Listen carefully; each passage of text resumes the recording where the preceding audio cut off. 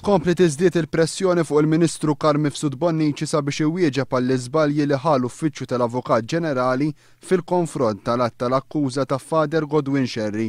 Wieħed mill-qassisin li l-ġimgħa l-oħra nstab ħati ta' abbuż sesswali iżda mhux ta' stupru għaliex fl-att tal-akkuża sar żball. Fuq il-Facebook tiegħu id-Deputat Nazzjonalista Jeffrey Pulicino Orlando insista li Karl Mifsud Bonnici m'għandux jibqa' sieket u jitkellem dwar dan l-iżball. Li ma kienx għal dan l-iżball Father Godwin Xerri seta' jinstab ħati ta' stupru bekk il-massimu ta' sentenza kien jitla' l 9 snin priġunerija. L-att tal-akkuża huwa importanti ħafna li jkun preċiż għaliex jekk le jistgħu jaqgħu l-akkużi. L-att ta' akkuża jinkorpora deskrizzjoni tad-delitt li jkun akkużat bih l-imputat. F'dan il-każ Father Godwin Xerri kien akkużat li wettaq stupru l-marfa meta l-każ kien seħħ Santa Venera.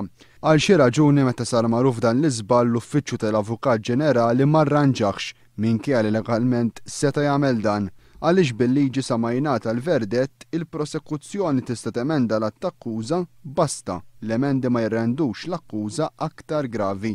F'dan il-każ li kieku ma ġiex emendat il-post l-akkużi ma kinux ser ikunu aktar gravi u għalhekk legalment setgħu jsiru. Xi ħaġa li lanqas l-Avukat Ġenerali llum Prim Imħallef Silvio Camilleri u lanqas is-suċċessur tiegħu Peter Grech ma ħass li kellu jagħmel. One News batatta mistoqsijiet lil Karl Mifsud Bonnici bħala l-Ministru responsabbli mill-Uffiċċju tal-Avukat Ġenerali li min-naħa tiegħu ma weġibx.